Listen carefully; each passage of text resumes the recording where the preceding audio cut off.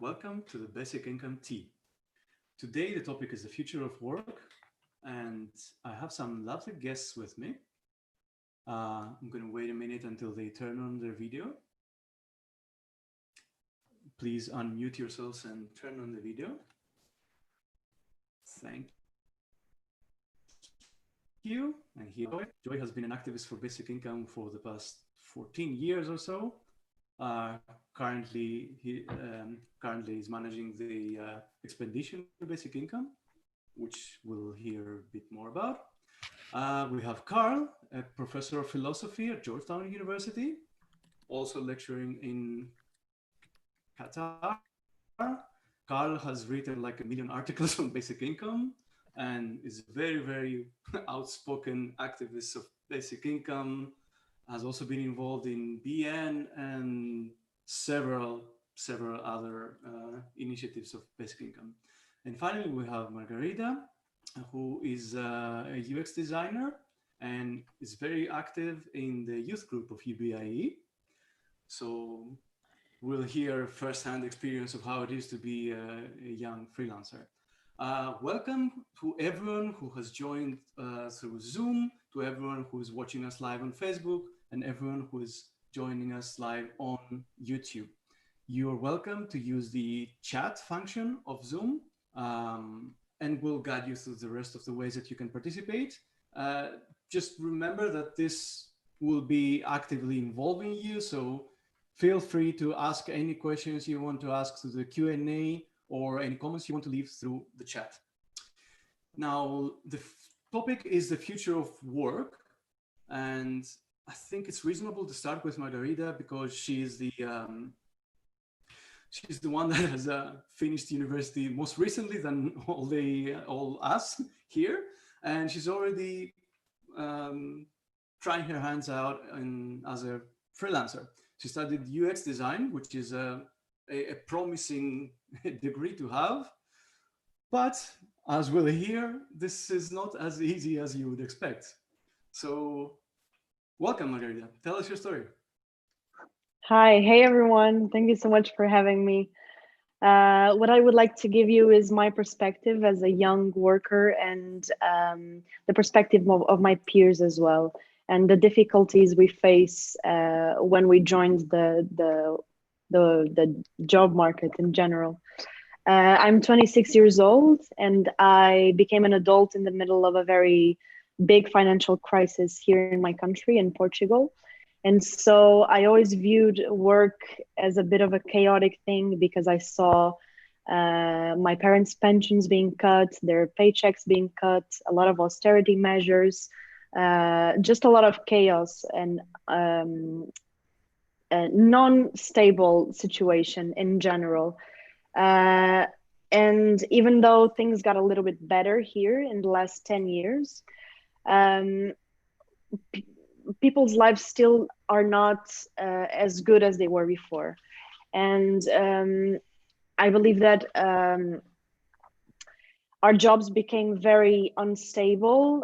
We have a sort of gig economy where people don't have long-term contracts. Everyone has a 1-year contract, 1-month contract, things like this. So there's a lot of stress and anxiety surrounding our futures and our well-being. I decided to become a freelancer, and this was a trade-off between having some security in my job and living paycheck to paycheck, to having a little bit more leeway with my money, but having no job security at all. And this was a trade-off that I made at the time and made sense to me. And the bad things about this is that, of course, there is no stability whatsoever. I can not have a job in 1 month, and I need to be constantly trying to figure out what I'm going to do next, how I'm going to pay my rent, how I'm going to survive.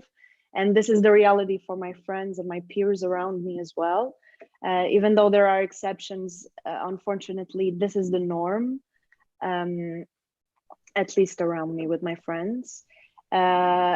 Being a freelancer also means that it's very hard to get an apartment in a house, for example, because I don't have a steady income. So it's very difficult to prove to my landlord that I can pay for my rent for the next 2 years.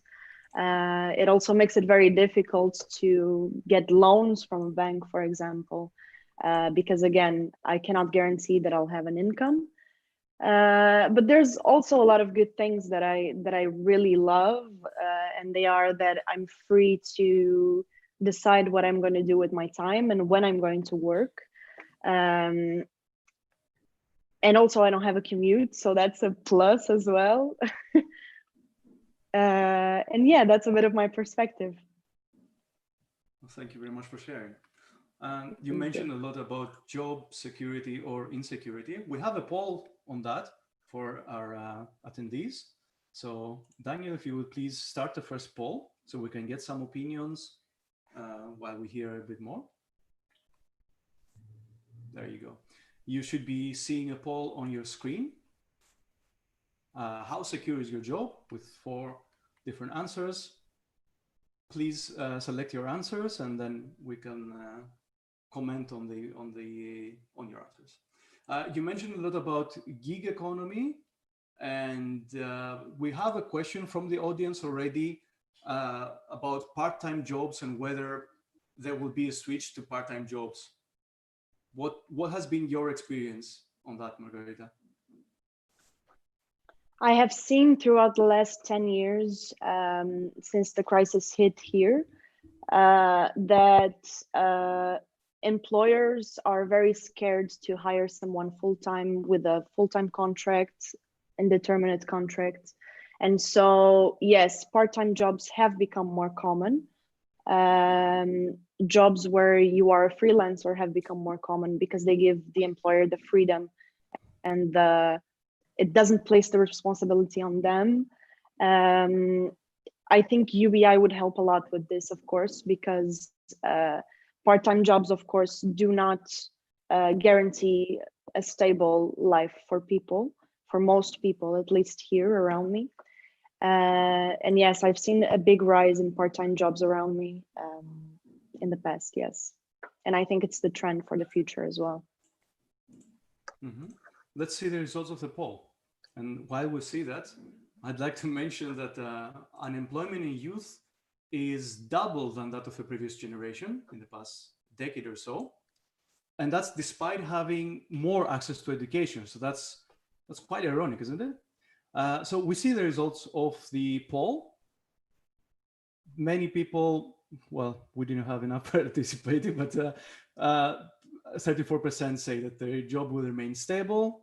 34% can't really tell. 23% that they're already unemployed, and 12% that they could get fired or laid off any day. Do you have any quick comment, Margarida? I think it's very scary that only 1/3 of the people know that their job will be secure. Oh, well, if anything, there is welfare covering the unemployed, isn't there? And with that, I'd like to pass the mic to Joy, because Joy has done a lot of work on welfare and trying to introduce basic income as part of it. So, Joy, what is your opinion on welfare? Is it adequately covering everyone, and especially young people like Margarita, or what is good and what is bad there? Yeah, thanks for inviting me over, and thanks for your first comments, Margarita. I always I like to try to have a look on the words first. So when you say welfare, my first association is well-being.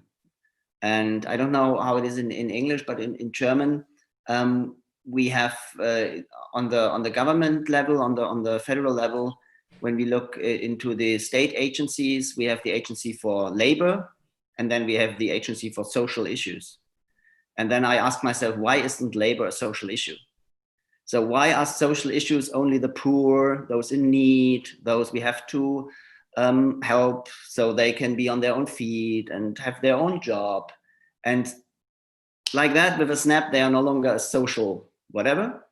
So for me, the very interesting thing about basic income is not that it's a means of welfare, but it is a means of providing well-being for all of us. No matter if we have a job, no matter if we want to re-educate ourselves and have a new orientation, The only thing that it's important is that we have an idea how we can contribute to this society.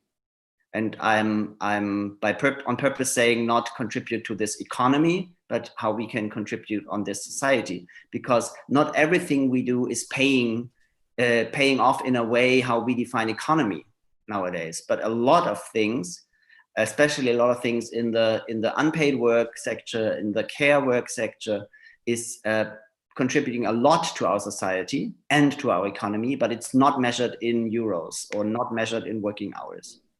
And so for me, the basic income is a very intelligent means of providing well-being for everybody, provide a minimum income floor for everybody. And then the first question on mind is not how long will I keep my job with my current employer, or is my education something that the job market needs?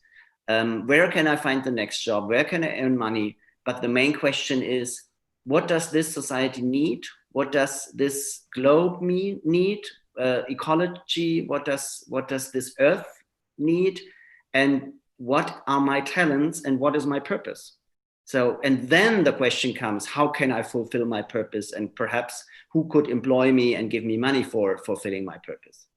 And for me, in this way, basic income is putting like things from top down to bottom up. So you start with yourself, you start with your view on the world, you start with what you think could be changed, how you can contribute, what's your purpose, and then you're looking for a job. And the very elegant and nice thing about basic income is that you don't have to worry if you will be unemployed in 3 months or not, because you know you have this basic security, and then you can just like make a pivot and find a new way of fulfilling your purpose by being self-employed or finding a new employer or doing some unpaid work. And you have all these options, and no one is better or worse than the other. So one could say that not everything that offers value is a paid job, and not everything that is a paid job offers value, right? Exactly. Good. We do have a second poll regarding welfare. If you could have it on the screen. And while we get the second poll on the screen, I'd like Joy, there it is on the screen. So let's see what answers we get to that. And while we get to that, I'd like Joy to ask you one more thing that was mentioned by our registered participants. And that is the focus on unions and how they've been contributing so far to labor rights, and what is the relevance of unions in the current state of being of the gig economy and all the other things that we heard before. What do you think about unions in terms of welfare? Well, I'm to be honest, I'm not an expert about the role of unions in the gig economy. I know there's a problem that especially gig workers have difficulties forming unions, joining unions. I had a long talk with one gig worker for one of those food delivery services that are no longer operating in German, like I think it was Foodora at those times. And they were trying to form a union, but it was a lot of work, for sure, unpaid work to organize all the people and to form the union. And then 3 months later, the whole company blew up. And so it didn't really pay off. I know that within the basic income discussion, unions have a quite vibrant and two-sided role. On the one hand, people who organize in unions have like a natural idea that basic income could be a nice idea, and so a lot of people who are activists in unions also like the idea of UBI. But on the other hand, the structure of the unions is quite against UBI still yet. There are a few unions who are starting to lean towards it, but it's not really a strong movement. And I think that's because the narrative of the unions is we will gather together the poor worker who is oppressed by the system and who is suffering from the power difference between the employer and the worker. And when we gather together we are strong, and then we can fight the employer or the capitalist system. And that's a very helpful narrative, and it was very important, especially 100 years ago. And it is until today. But for sure, this narrative is challenged by the idea of UBI, because if everybody has the opportunity to say no, the power difference between employer and employee is already leveled up a little bit. And I think that says a lot about UBI in total, because wherever you look, UBI is leveling out power structures. I also founded, as you know, the My Basic Income campaign, where we raffle out 1 year basic incomes to random people. And we have a lot of examples where power structures between parents and children, between the household money earner and the other person who is still at the university, between the male person and the female person in a household. So a lot of those power structures have been challenged by the UBI, because all of a sudden a person can say, I can have my own say, I have my basic income. And if we don't agree on a good solution for the both of us, be it a couple, be it employer, employee, then I can go my way and you go yours. And this freedom sets free a lot of potential within our society, a lot of very good and creative potential. Mm-hmm. Yeah, I think unions have offered a lot to labor rights in the past decades or even more than a century, but their way they're functioning seems to be. I want to point out. Sorry, that was a bit. Okay, yeah, I would say that. I just said, and they are still important. They are still important for sure, but the way they function seems to be not the most appropriate one when it comes to Uber drivers or Foodora employees that are hired as independent contractors, which basically defeats the legal part of what the unions can demand. I think the connection is a bit off. Joy, can you hear us? Yeah, I can hear you. Okay, yeah. So let's see the results of the poll now and see if we can comment on that. All right, so 50% of our participants said that in their country, the welfare system covers most citizens, but still some fall through the cracks. So that's the highest percentage of the answers that we got. Then the rest are equally divided between the other answers, which is there is little to no welfare, that welfare is in place, but too many end up receiving it. And the last one, that it's well designed and it covers most people in need. So any quick comments on that before we jump to the next topic?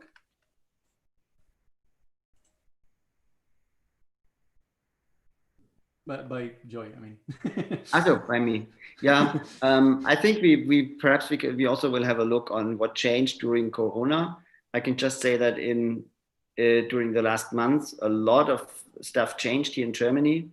So basically, the welfare system became unconditional for some months in Germany, because the how do you say it? The obligation to seek for work or to demonstrate willingness to take up work has been dropped for the last month because of Corona situation. It was just chaos on the job market, so you could not hold up this obligation. And also in general, I think during the Corona crisis, we realized that a lot of things are still working, even if we all can no longer commute to work, and we have teleworking, and we are not flying around the globe. And the economy is saying, oof, this is harsh for us. But it's very, as someone said, I don't remember who said it, it's very cynical to realize that the economy is suffering so much when everybody is only consuming what they really need. So this points out that there could be a construction fault in it. And I think this is the gaps where people fall through in all systems. Whenever you start a system, you will have gaps and loopholes where people fall through.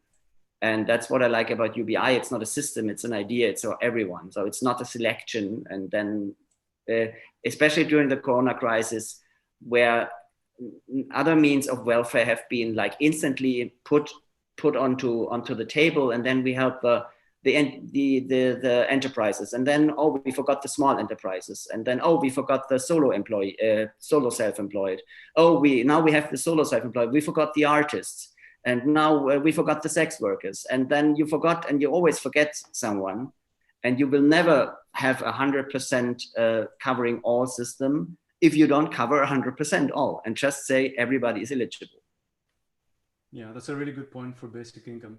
There was a point there that I want Karl's opinion as well, but first let's start with what we prepared Karl for, which is automation. I mentioned in relation to unions, Uber drivers, and in relation to that, one of the major jobs in USA is that of the truck driver. And we see already a huge amount of automation that is changing the narrative like crazy, which is like self-driving cars on the one hand, but on the other hand, we see also software and other types of automation basically replacing jobs. So what is your opinion on automation and how it changes the future of work?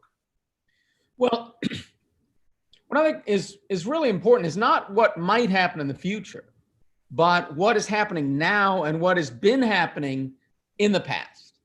Is that the new technologies replacing workers is not a new thing. 200 years ago, there was a Luddite movement going around in Europe, which people think that these were these foolish people who were against technology. These were skilled textile workers who were losing their jobs because machines were being created where they could have unskilled people do all of this work and pay them much less. People were being thrown out of their skilled employment, and they did not recover in their lives. Often their kids did not recover as well. Now, eventually people did recover, and by the end of the 1800s, typical workers were better off. But one of the things that an innovating economy does is it takes people's jobs away. There's certain skills that are built for this job and certain ones aren't. This has been happening for hundreds of years. And every time it happens, even if there are eventually new jobs, it takes people who have been working very hard and building up skills and building up a life, and it takes their income and sends it to zero. And they have to re-enter the labor force at the bottom. Now, there is a worry that all the jobs are going to be replaced. And maybe that will happen, maybe it won't, I don't know. I can't see the future, but there's no reason to wait for that. The case for basic income shouldn't depend on this idea that someday there will be no jobs. It is this churning that is always painful for people. That has been going on for a long time. And another problem with it is that depending on the mix of power in the labor market, that the workers and the lower level people often do not share in these benefits. They're losing jobs and maybe gaining jobs at the low end. Sometimes you get nice, new, skilled, well-paying jobs come along with technology. Sometimes they don't. In the last 50 years, almost all of the benefits of automation that we've had in the last 50 years have gone to the people at the top. Typical salaries for typical workers at the middle and low end are barely higher now than they were 50 years ago. And in that time, the size of the economy has doubled. That means we have the economy that existed in the 1970s, we have two of them. And all of the benefits of that second economy are going to the people at the top. That's truest that's very true in my country. In other countries, it varies. It varies on the particular situation. This is happening, I don't think necessarily because jobs are going away, but because the power relations in the job market have changed. This is not the first time we've had a gig economy. In the Victorian era, very much we had a gig economy where people would work for a few days for this person, then work for that person, work for another person with less steady employment. This idea of steady employment is a product of the welfare system and the labor movement. Now, steady employment sounds like a good thing. And it is definitely a good thing in a world where your choices are steady employment or unsteady well-being. That if you don't have steady employment, you are going to have periods where you can't pay your rent, where you don't have enough food to eat. Now, steady employment might be something that many people want, but also steady employment is not necessarily something that every worker wants. Many workers want time to pursue their own projects. We have to remember what work is in the sense of employment. Employment is when you don't work for yourself. You set aside the goals you want to work for a certain amount of time a day, and you work for your employer's goals. And you take orders from your employer. And they pay you to do this. That might be good for you, but maybe you want some time to work on your own goals. And a gig economy is not necessarily a bad thing for people who want to spend some time working on their own goals if their welfare is steady. If every time they don't have a gig, they risk homelessness and inability to feed themselves, then a gig economy is terrible. So a basic income creates that base of a worker to protect them from the inherent instability of the labor market, and to give them two kinds of flexibility: to demand, I want some time off to pursue my own projects, but also to demand better, more secure employment, which is why unions should get behind basic income. The basic income is, whether unions realize it or not, basic income is the best thing that could happen to the organized labor movement. Because what breaks strikes is when people run out of money and they can't feed themselves, and they have to go back and work, and they accept whatever terms has been going on. The labor union movement in my country, the United States, has been devastated over the last 50 years as we've taken power away from individual workers. Basic income gives workers power as individuals because they're not beholden to go and taking an order from their employer all day long to meet their basic needs. The employer then has to make it really worthwhile for them to pay good wages and give better working conditions. This also gives them collective bargaining power. When each individual in the union has more individual power to refuse to work, the union as a whole has more power. So basic income makes unsteady employment much more attractive, but it also gives workers leverage. Those who want a good, steady job that's well paid, it gives them the power to band together as a union and command that. This is one type of fundamental change that we need to recenter the market, to make it good for the middle and the lower class, to make it work for everyone. It has been increasingly, over the last 50 years, as we've taken away power from ordinary people, from the middle and the lower class, and we've taken away power from them and given it to the people who own all of the capital and the land and other resources we use to make our economy work. As this group gets power, they get all the benefits of growth, and the rest of us get just more insecurity. Basic income helps rebalance that for those workers who are in unions and those workers who aren't.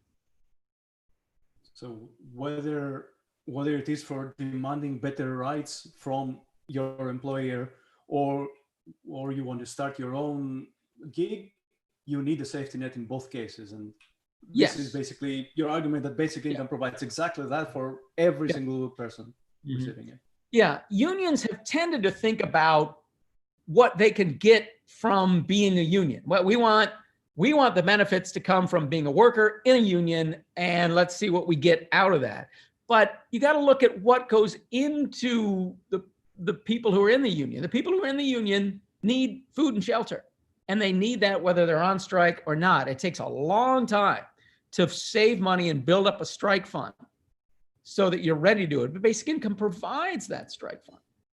Basic income. So unions, when they look at basic income, should not look at it as something competing with union benefits, but as a prerequisite for union power.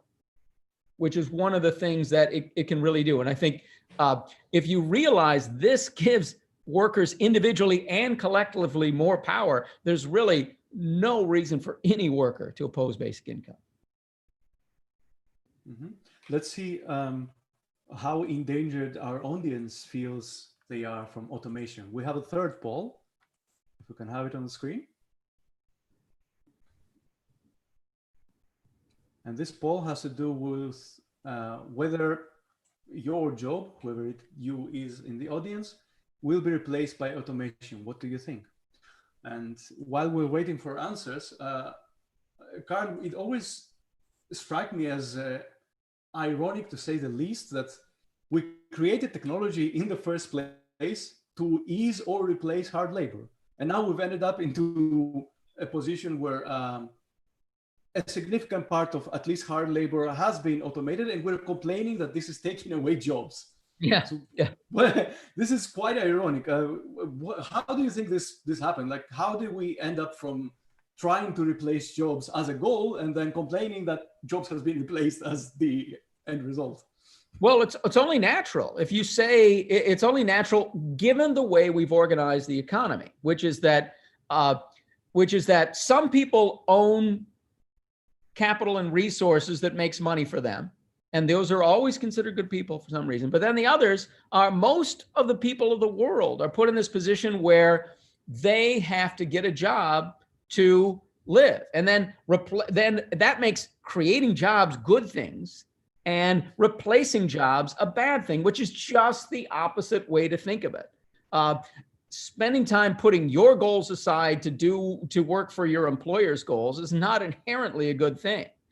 Human welfare is a good thing. Human well-being, getting everyone the chance to pursue their own goal, which is not necessarily a job. You can call that work, but it's not necessarily employment, and it's not necessarily a job. We should think about replacing jobs as liberating, but as long as your well-being, your having stable well-being is tied to having stable employment, then eliminating jobs will always be a bad thing for the vast majority of people.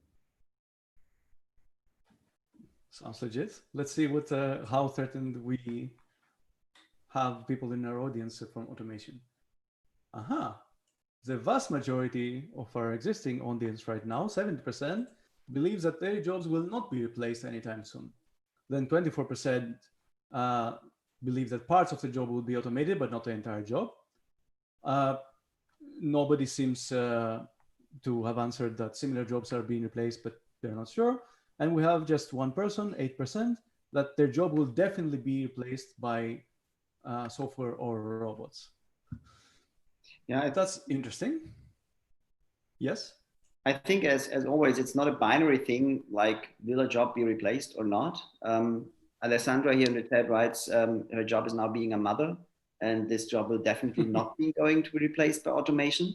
And I think there are a lot of jobs we don't want to be replaced by automation, even if perhaps we like to have a dishwasher.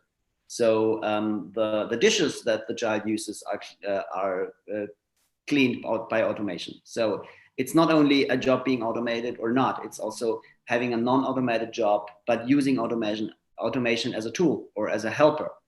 And the same is like Lian wrote that in the comments, should we have an economy where where the workers own their workplaces? I think it's a very, very interesting idea that workers own their workplaces. But for me, it's about freedom of choice. Perhaps I don't want to own my workplace. Perhaps I want to be in a gig economy, and I love it to be as a consultant in a different workplace every month. And I don't want to own it. I just want to be a counselor there. But other people identify a lot with their workplace and they want to own it. And I think if we have a leverage inside this power structure where we don't have this freedom of choice, then a worker can say, I'm ready to work with you, but only if I can own my workplace.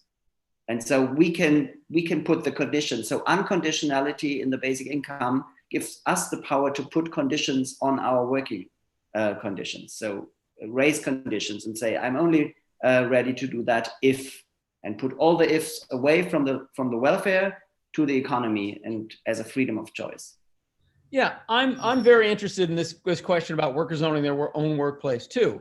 Now, first of all, the prerequisite for doing it is that changing the structure of who owns what in the economy. In the economy today,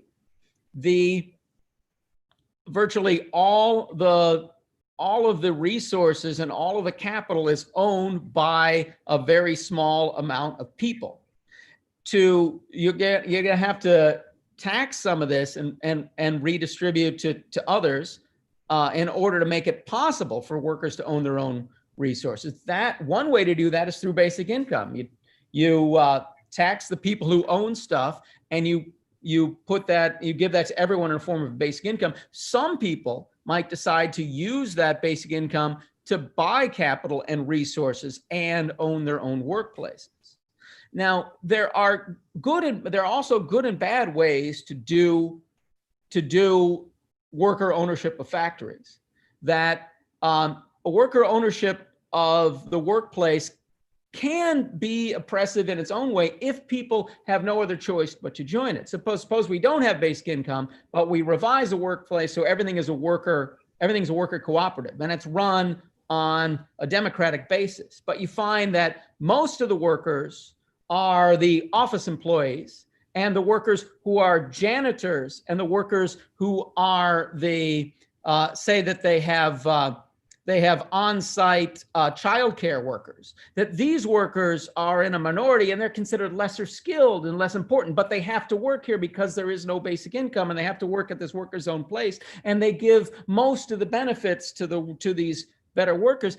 Just the fact that it's workers' owned doesn't mean that it's truly equal for all workers and free from oppression. So I think even with worker-owned factories, you still need the basic income to give that. You still need basic income to give that individual power to every single worker to do things their own way and say, I will join this cooperative, or I will work for this corporation if it is in my interest. And we do not give most people that choice today. We threaten them with homelessness and starvation if they won't. Mm-hmm. Well, the way you mentioned it, I think it's linked to a comment that we received on Facebook, whether politics can consider basic income a direct investment in economy. Who would like to answer that? Sorry, could you repeat the question? Yeah. When will politics consider basic income a direct investment in economy? A short answer, I agree in the implication. And helicopter money, especially when we have some economic crisis, is always debated, but then not taken as a scheme to put power into economy. So I really like it to have it bottom up and give money to the people. Especially we see that in the Give Directly program, where instead of giving money from the global north to the global south within whatever educating programs or drilling fountain programs, they just give the money directly to the people, and it works out a lot. It works out great. But I cannot say when any politician will see that and decide like that. Mm-hmm.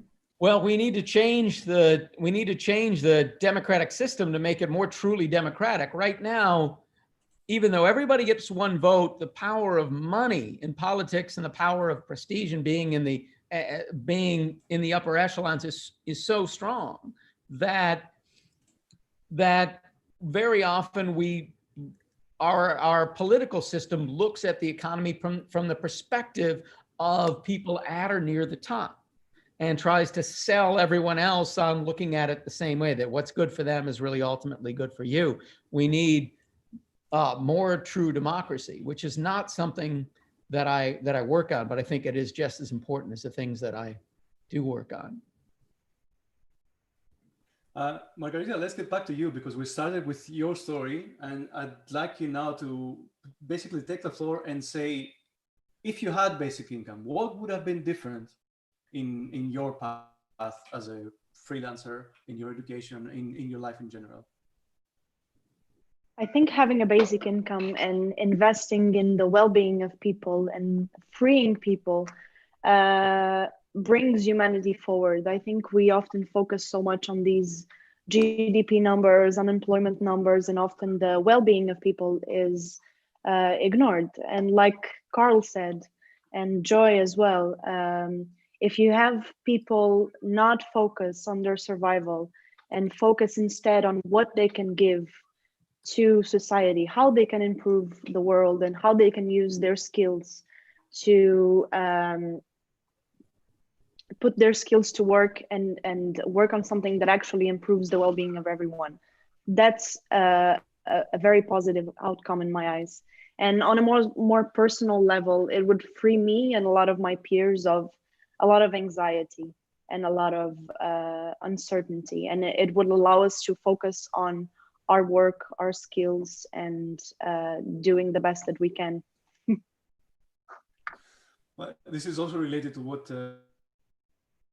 was mentioned before, rethinking the very nature of work. Because, for example, volunteering takes a lot of work, whether it is open source or doing care work for your family, or taking up a hobby that may end up in some kind of invention that will change the world, to being a stay-at-home parent, to being an artist. Let's not forget that most of the artists that are now famous from the previous centuries have been lucky enough to be sponsored by the whatever was at the time, the nobles, the rich of the time. So basic income could give some, would give a way to empower that, instead of, I don't know, deciding beforehand what is supposed to be valuable and what is not, right? Because I'm saying this because you studied UX design, which is a very, it's a modern kind of study, but it's also a very creative one. So I would like to hear more on your opinion on creativity and how that can be empowered by basic income. So you mentioned artists in the past that have been sponsored, and we see this. People that are able to be creative and people that actually work on art and other things like that are either belong to the elite or are sponsored. And so to have everyone sponsored in that way, can you imagine the amount of good things that could come out of it? I think it's absolutely fantastic. And also my work is to it has a lot to do with evaluating a process, whatever that is, and finding the problems there in that process. And when I applied the UX principles to jobs, the stress and anxiety that what's the word? Unsustainability? I could remember the word, sorry. What is it? Instability or? Instability, yes. That instability gives people sustainability, maybe one of those two. Instability, yes, that's the one I was looking for. If you apply UX principles to that, UBI becomes a very good solution, because it eliminates the stress points that people have and free them to work on whatever they want to. And I think that's beautiful.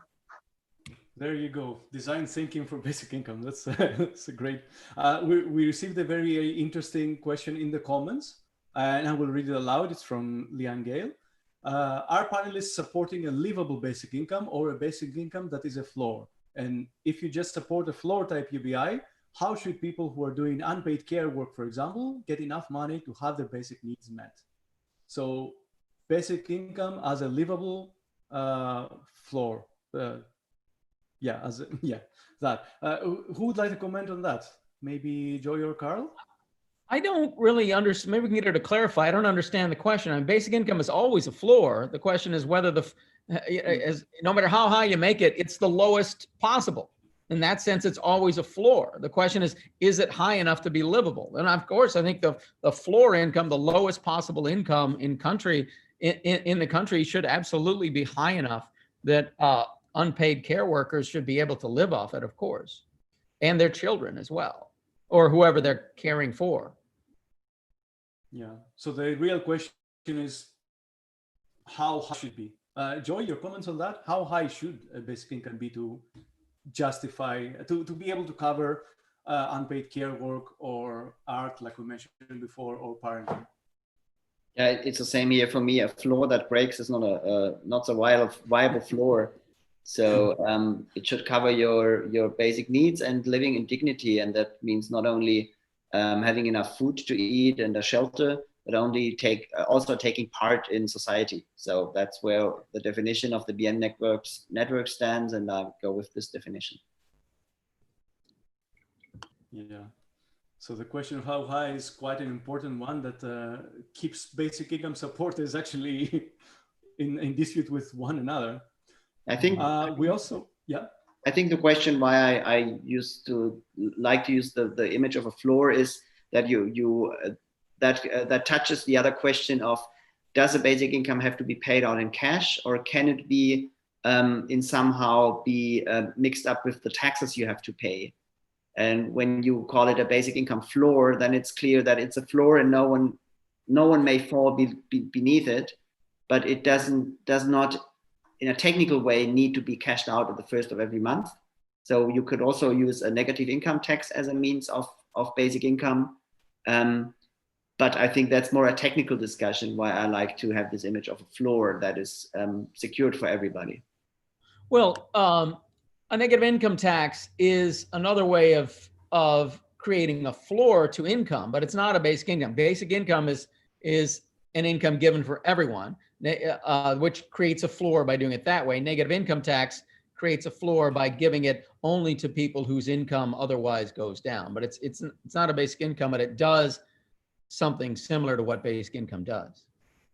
Yeah, that's a definition. And I know that the BN definition is like that, how you cite it, Karl, but for example, the definition of the German network is slightly different. And in the German network, negative income tax is considered a basic income. So I think we only have to be clear about what we're talking about, and I can see the pros and cons in both definitions. Mm-hmm. Since you mentioned that unconditionality is one of the most important distinctions between basic income as it is in the definition of UBIE and BN, and it's a significant difference with the current, even the emergency measures, which are not unconditional. They always have high conditions. So what are your points, all three of you, and let's start with Joy, on why is unconditionality so important? Why is it so distinguishing of basic income with other measures? Well, from my point of view, all 5 criteria of a basic income are very important. And to have a really unconditional universal basic income that is paid individually to all, high enough to cover your basic need in dignity and be part of a society, and then we can call it a basic income. But why I'm especially interested in this 5th criteria, which we call unconditionality, is because we nearly don't see any schemes out there who have this 5th criteria. We have schemes out there in welfare system that are individual. We have schemes out there that are high enough to cover your basic living. And we have schemes out there that are fulfilling a lot of the criteria, but we don't have any scheme out there that is fulfilling every 5 criteria at the same point of the basic income definition. But when it comes to unconditionality, which means no strings attached, so no working requirements, no requirement to be prepared to take up paid labor, we nearly, especially with children or other people that you cannot put under the working requirements, we nearly see any welfare scheme out there who is handing out money to all people eligible with no strings attached. And that's why I'm so interested in, for example, in the Spanish scheme that they had just been rolling out, because for sure it doesn't tick all the other criteria, but there is a welfare scheme that is putting no working obligations on any people who are eligible. And for me, this is a sign of a paradigm shift. So because from my experience, the 5th criteria is the one that is hardest for the people to get accommodated to think it, really to consider giving someone money with no strings attached, without asking something back. if it's not children or people who are at an age where you don't want them to provide labor anymore.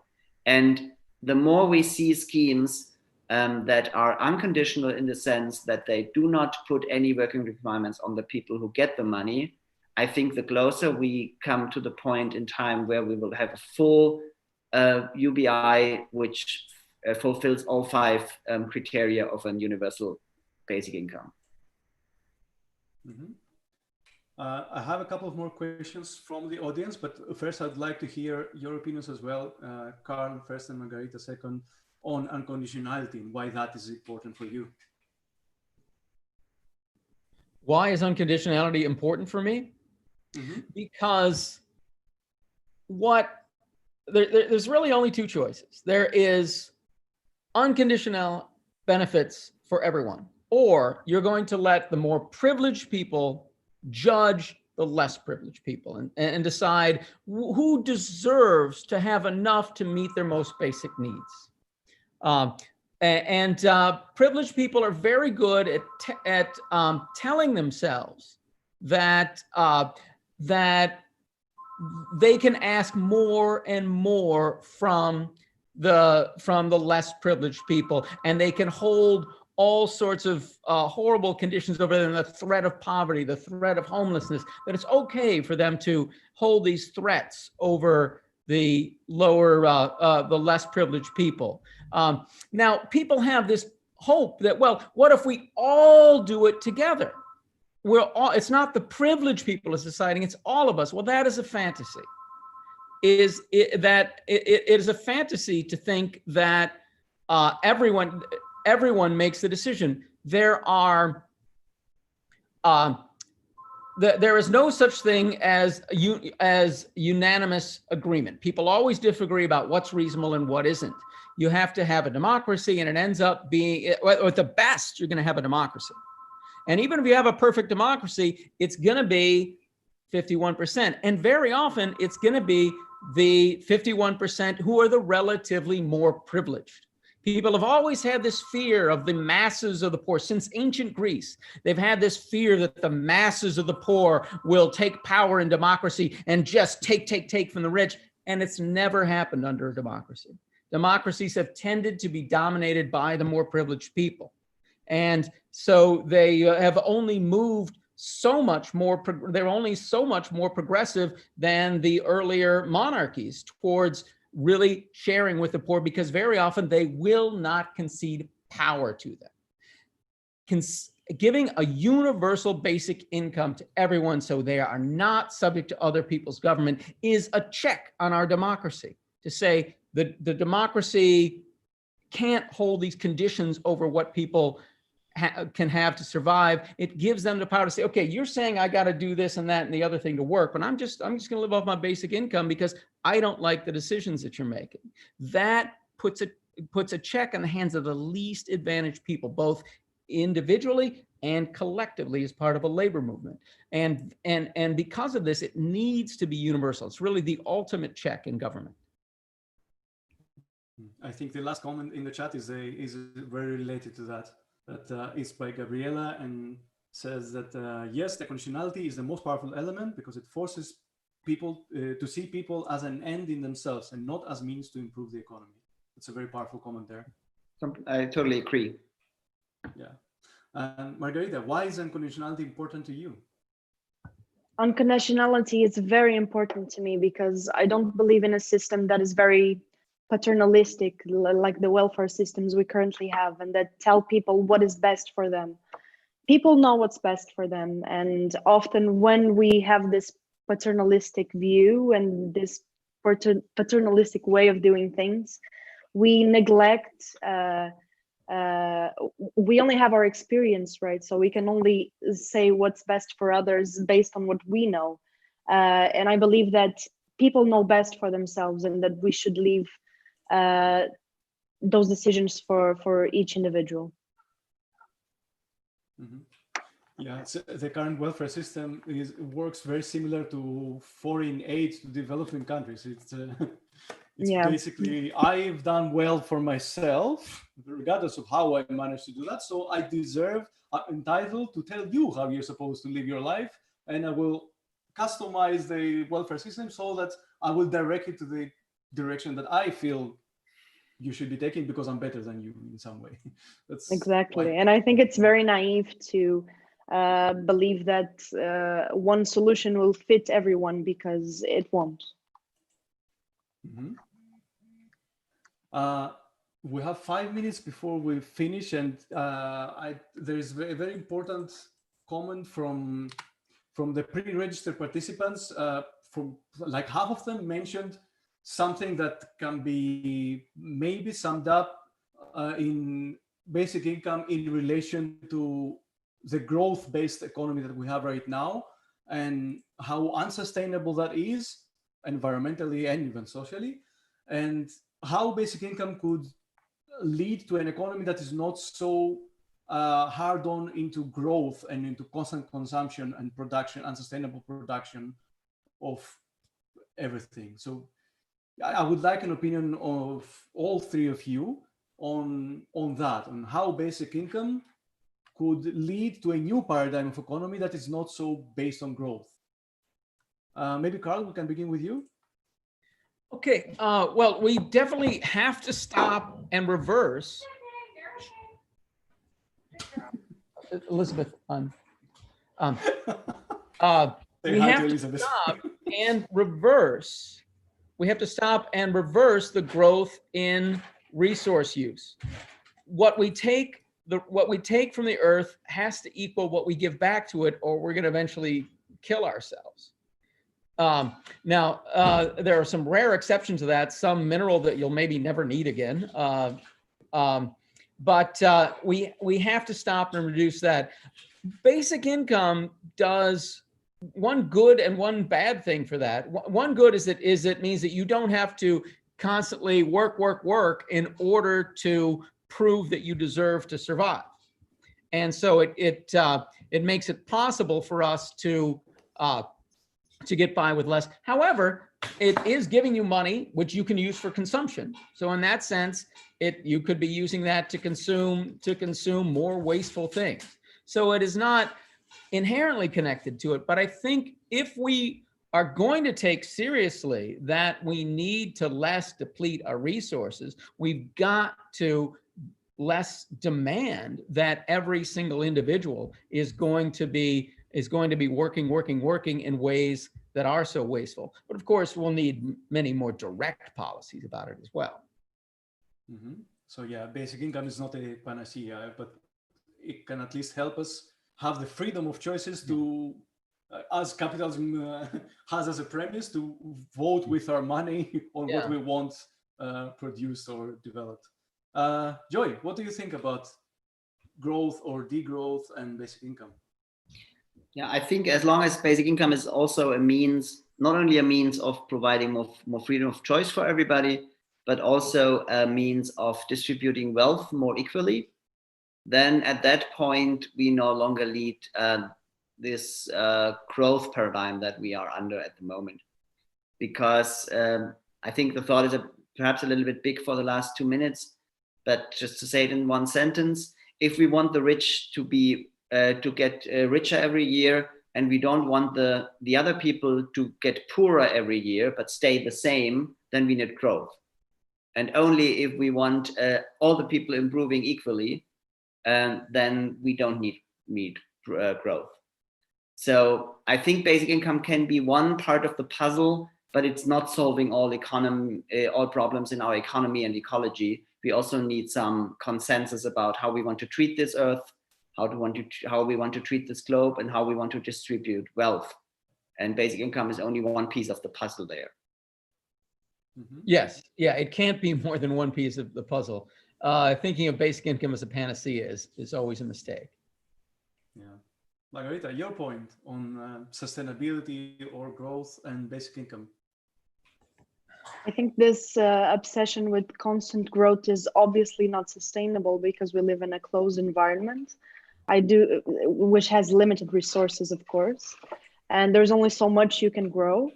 And I do think that we already have so much. We have so much wealth. We just need to redistribute it in a way that makes more sense. And again, that gives people more power to vote and to have their voices heard when it comes to issues that matter to all of us. People are educated enough to make informed choices, right? We are more educated than ever before. We know whether a product or a service or a company is sustainable, respecting human rights and all that. We know better than anyone before, but usually the products or services that are more fair towards the environment and society are also more expensive. So unless we do have this part of consumption freedom, then what freedom do we have in that respect, right? Okay, the official time is over. I would like one quick remark from each one of you, and then we can close this. And I apologize for not being able to take absolutely everything, but indeed the future of work is an enormous topic. So we'll be back for more aspects of that for sure. Thank you very much for attending, and let's have some closing remarks from Karl, Joy, and Margarida. In that order? Okay. Well, yes. It's supposed to be basic income tea. I brought my tea. All right. There's real tea in here. I didn't see anybody got else. mine as well. All right, there we go. It's been very enjoyable, and you know what we were saying about a panacea is that I think basic income is a very necessary step to creating a just society, but it is not the only step. It's Bertrand Russell's words over 100 years ago. On this basis, we can build further. It's just one step, but it is the most fundamental step. To stop judging people as being unworthy of the resources they need to survive. Yeah. When on earth did we become the species that needs to prove that they are worthy to survive, right? Joy, your comment. Yeah, what I like the discussion a lot. Thanks to everybody. For me, basic income is a quite interesting lens to to focus on other topics also. And when I ask myself the question, what would people do if they had the freedom of choice? Then this gives a lot of interesting answers to how we would organize democracy, how we would organize education, how we would organize our economy. Because freedom of choice is really powerful and gives us the possibility not have the powerful decide, but have everybody a say in the decision. And in that way, I really like the discussion, and my choice today was water. All right. Cheers to that. Margarita, your point on that. My choice was water as well. I enjoyed the discussion very much. Thank you so much for having me. And I think universal basic income is so important because it will free people from worrying about their survival and let them work on higher things. I think we have so much resources. We just need to distribute them better, and to have a just society, and to have everyone have everything they need so they can grow and achieve great things here on Earth. Thank you so much for having me. Thank you all very, very much for participating. And thanks to the audience for the very, very valuable comments and your pre-registered questions, which we try to cover. Thank you once again, and see you every Sunday of the summer for a basic income tea. Thanks, everybody. Enjoyed it. Goodbye. Bye. Bye. Bye, everyone.